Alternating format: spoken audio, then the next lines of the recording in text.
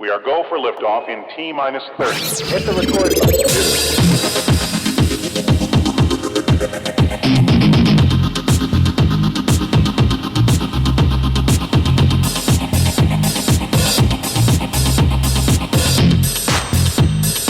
Gosh, that's swell.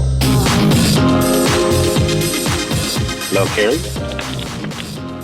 Yeah, hello. Hi, Kerry. How you doing? Hi. Good. How you doing? Good. I am good. good. Sorry for the delay. Oh, Thank you for waiting. It's all good. Yeah, actually, I was just telling the audience basically Kerry's calling from New York right now, so we're on Eastern Pacific time at the same time. And so we're talking about Fallen Saints, which is basically a show that you wrote, and it's going to be premiering September 20th, Fridays and Saturdays from September 20th to October 12th. Let us know, what is Fallen Saints about? Yeah.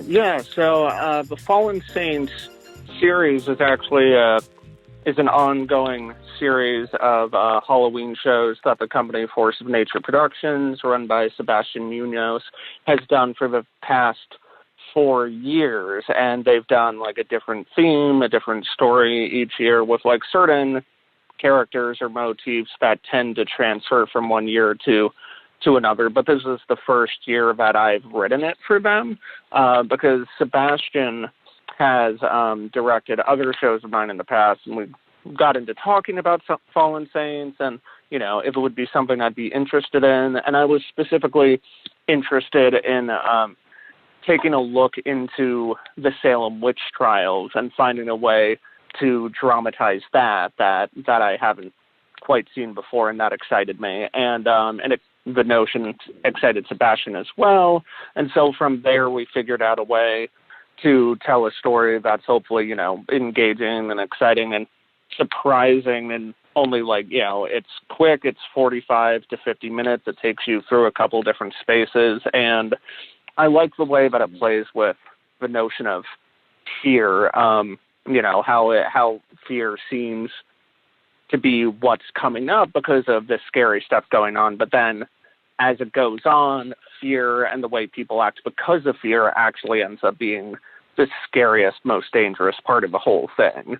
I was excited about playing with that idea and how that grows over the course of the piece.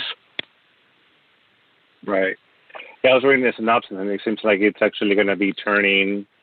The tables are turning because I don't know much of the story, and I don't want to give it away because I don't know much of it. But it's basically the town turning on to a quote unquote monster, and so the tables turn, and so you're basically going to go see the show, and it's interesting because that's actually interesting how fear makes people fearful or it's interesting take. Thank you. And how a lot of horrible actions, monstrous actions, can be justified from the place of fear. So right. I think it I think it's hopefully exciting how it plays and continues to build on that idea, especially in, the actors' workout studio is this small, tight space, and so that sense of claustrophobia and the audience being in there with the characters of, they're part of the congregation of this church, the Salem church that's meeting as well. The audience is part of that congregation and therefore feeling so trapped in there with these other characters and in the situation where the tension just keeps building and building and building, hopefully creates an effective sense of claustrophobia for the audience that's exciting to play with. Right. So would you call this an immersive show, or is it just it's not an immersive show, or is it just a drama made out? it has very light immersive elements. I know that immersive can, you know, can go as deep as like the audience is a really active participant in the show. This is more like it puts you there as part of a congregation, so you hopefully feel like you're a part of this community, but it's not particularly interactive. It's more about being there as a part of this group as bad things go down around you, but you're not actively participating in those decisions. So it's like it's immersive light, I would describe it. Is how I would describe it. Great. It's good. Because some people maybe turn away by the, you know, when you say, I shouldn't say that because people will be like, oh no, immersive, no. So forget what I said. Just come see it. The show basically is going to start, as I understand, it's going to be only 4 weekends on Fridays and Saturdays, September 20th through October 12th. Shows at 8:30 and 10:30 and 10 p.m. And there's going to be the cast. Looks like it's very. Let me see. 1, 2, 3. So there's actually 7 or 8. Wait. 8. 8. Okay, 8 people. So it's going to be quite a large cast there. And for a little space. Yeah, and they're a great ensemble. They play off of each other very well. They build the tension off of each other extremely well, and they do a nice job of bringing the audience into that experience. And with 8 actors and an audience of only 30 at a time, like the cast is almost a third of the size of the audience. So like that definitely helps make you feel like a part of a whole experience. So hopefully that comes across. Right. So what inspired you to write this? Because I'm imagining the Crucible. I don't know if it has anything to do with it. But what brought you to Salem of all places, and what made you? Because it's going to be a series. You already have written the series. So this is this is part of the series. So what made you do this series to begin with? Well, the series itself was started by Sebastian, so I didn't have a role to play in how the whole series began. That was Fallen Saints was something he was doing on his own for a few years with some other collaborators on different years, and there are certain elements, like there's this entity that can be manifested in different ways in different years called the Darkness, that in some iterations has this power over the characters on stage, seems to have this ability to manipulate the situation and cause terrible things to happen. And for me, one of the things I was interested in playing with it without giving too much away is like, okay, the Darkness has this power, but where does the Darkness's power itself come from? Like, does it just have this power, or does it take the actions of individuals to create, to create a power for the Darkness? Like, is it just generated on its own, or does it come from horrible things that people do? And so playing with that question was, I thought, an interesting direction to take this existing entity, an idea that was already part of the Fallen Saints canon, and do something different with it. And as far as why the Salem witch trials in particular was interesting to me, I mean, I'm from the New England area. I grew up in upstate New York and Massachusetts primarily. So, I vaguely remember visiting Salem when I was a kid, and I always loved the play, The Crucible, and just right now in the world, I feel like fear in a variety of different situations is very often utilized as a weapon by certain people. And, you know, like collective communal fear is a very powerful weapon if you can harness it, but it's also extremely combustible, and it can blow up in someone's face extremely quickly because it's so volatile. And so I thought there was something very interesting about the notion of trying to harness this fear, manipulate this fear, and exactly how bad can it go when that blows up in the person's face who was trying to harness it to begin with. Just a lot that's going on in the world right now made me interested in exploring the notion of fear away from, you know, like the political stuff and everything happening right now, but like get down to that essence of like, what does it mean to try to use fear to control people? Wow. Okay. Yeah. Sounds more interesting than I thought. Now I'm going to be, well, actually, I like to actually hear from the writer, because I myself as a writer, I find inspiration is important to know where inspiration came from. And yeah, of course we live in 2019, but you know what I mean? Like, this could have happened, or this is probably happening. It's actually happening, where, you know, there's spiritual warfare. There's, some people don't believe in that, but it's happening. It's still happening. And it's probably, more insidious than it used to be.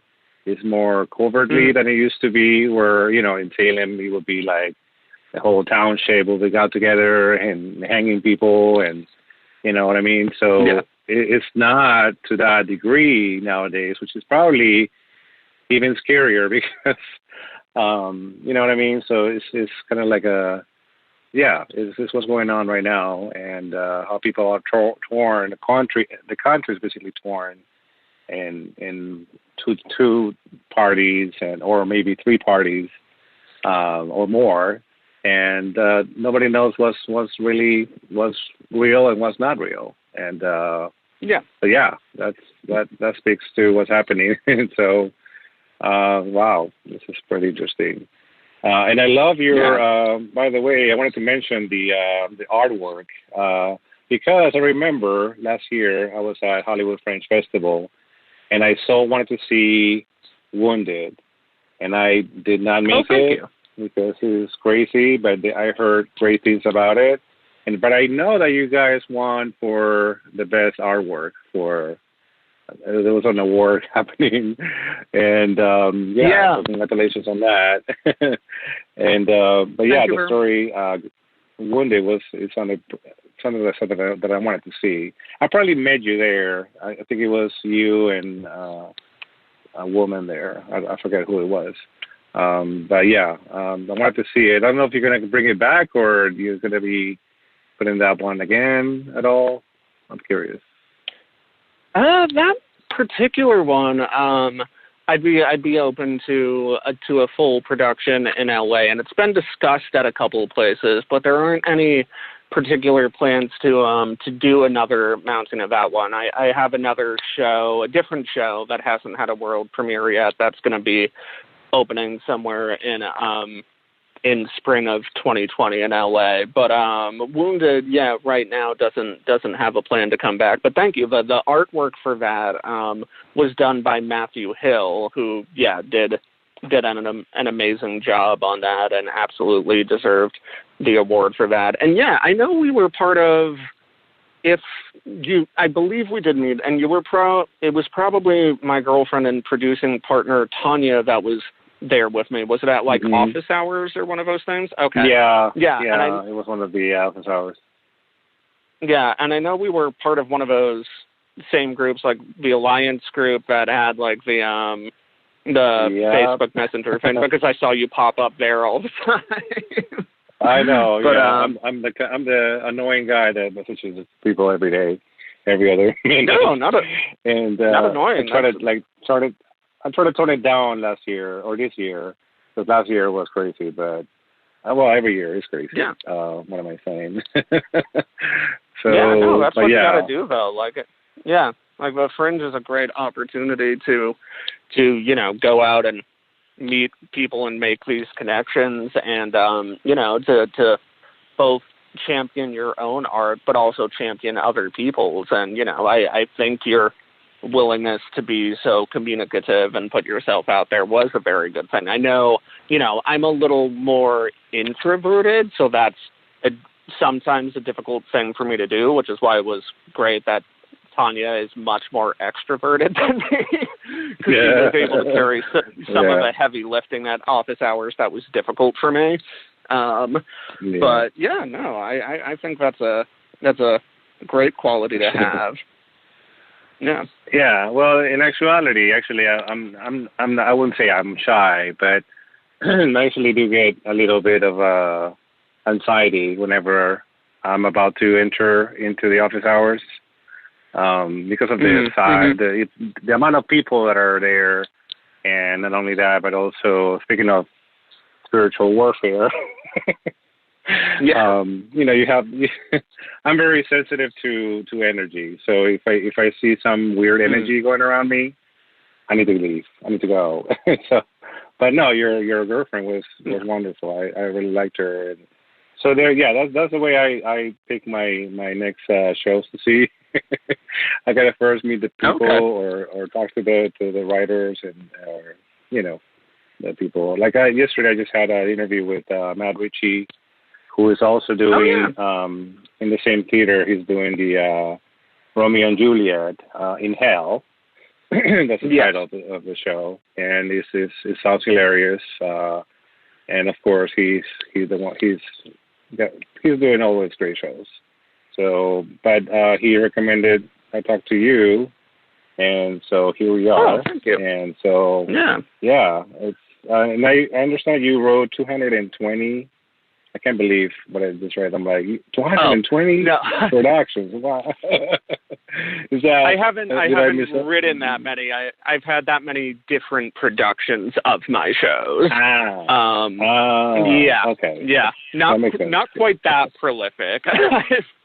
I'm like, wow. 30, I've written about 30 shows, which I feel pretty good about, but definitely not 220. Okay. I see what you mean. Okay. But that's a lot. That's impressive. Thank you. So, and I understand that you were in Soho Playhouse. Is that correct? Or because you went to Soho Playhouse? Actually with Wounded. I don't know if you remember, but with the Hollywood Fringe Festival, they have you can be selected for what's known as the Fringe Encore Series, where the Soho Playhouse invites shows to come to New York to have their show produced there, to have a full 2-week run in New York City at a 200-seat off-Broadway theater. And we were invited to do that for Wounded off of the Hollywood Fringe Festival. And, the Soho Playhouse, Darren, who runs it, goes around the world to all the different Fringe festivals, Edinburgh, just a ton of them, and finds these shows that he invites to come and do a 2-week run in New York. And it's like an amazing opportunity and beautiful that he takes the time to travel to all these places and, offers these shows a podium, a place to, in a completely different country a lot of the time, to have their work seen. I just think was incredibly beautiful and commendable. And that opportunity came out of the Fringe Festival, which was great. Wounded actually right now is currently under option for a feature film adaptation with a director attached right now. Yeah, which is very cool. And that also came out of the Fringe Festival, because someone who came to see the show was then at a pool party on the 4th of July with this director, pitched the show to him, and so he reached out to me based off of hearing about it from this other person. So like the Fringe Festival is, this amazing opportunity. I did it not knowing really what could come out of it, but the amount of opportunities when you're working around all these other artists and all these people that are so passionate, like when they champion something, they really champion it. So I was very fortunate in how well people responded to it. Yeah, actually, I ended up going to Russia because of Hollywood Fringe. Somebody came to see it. My show was about the Wizard of Oz. It was called the Oz Monologues. Yes, I remember seeing that, and I think we're also Facebook friends. So I saw the post about Russia. That's amazing. That came out of Fringe too. Yeah. Basically, somebody came to see it, like you said, they came to you, and she wanted to do this production in Russia, in Russian too. And I'm like, I have no idea how to speak Russian, but sure. Yeah. So that happened, but it's Hollywood Fringe Festival, as well as Soho Playhouse. Great opportunities to expand your shows, and there's so many. Even in Hollywood and North Hollywood too, it's weird because people from the Valley, which is where we're at, in North Hollywood, don't necessarily go to Hollywood all the time. So this is a great chance to see your show here in North Hollywood. For those that don't want to commute, and I understand it's crazy, but this is a great show because it's going to be right here in North Hollywood, guys. And it's going to be the Actor Workout Studio is the name of the theater. It's at 4735 Lankershim Blvd, North Hollywood, which is a great area. I don't know if you know it, but it's you probably do. And it's just the Arts District is amazing. Yeah, no, there's a lot of fantastic theater that gets done within less than a mile radius. It's pretty incredible. And Force of Nature Productions has had a couple different homes in the North Hollywood area, but now they're based at Actors Workout Studio, and they do a lot of stuff of a very wide variety, which is nice because in sort of like the Forrest Gump box of chocolates, you're never quite sure what you're going to get, but it's always really interesting, and there's always a ton of energy behind it. Sebastian directed a different one of my pieces, Gray People, at a theater there in North Hollywood, which was beautifully done. He did a great job with that. And it's usually between 10 to 12 productions a year. Some that, are smaller cast, more intimate, more intense. And then they do larger pieces that they call rushes, which allow, 7 to 8 playwrights to write 10-minute pieces. And what I like about those is it gives people an opportunity, to sometimes do an art form that they haven't had a ton of experience with up until then. Like if you're interested in trying to direct or write, it can be a springboard for people to have a chance to do something that's a little out of their comfort zone and know that they're actually going to have it put up as this evening of shows that tend to, all have the same or similar prompt around them and that sort of thing. And, it's a nice way to encourage people to take a look at an art form that they may feel otherwise that they really don't have, an entryway into. So I like the fact that they vary it up as much as they do, Force of Nature Productions, with the types of shows that they put up. And to go back to my... Yeah, go ahead. Oh, sorry. I was just going to say, to go back to my point, I feel like that's also very much true of just in general the North Hollywood art scene. There's this wide variety of different types of theater, all within such a small area, that if you start to explore it, you discover that probably the next 3 doors next to you have some sort of interesting piece of theater going on. And it's just a very, very cool area to explore. I'm curious now because basically I'm in the Valley right now. I'm in Van Nuys.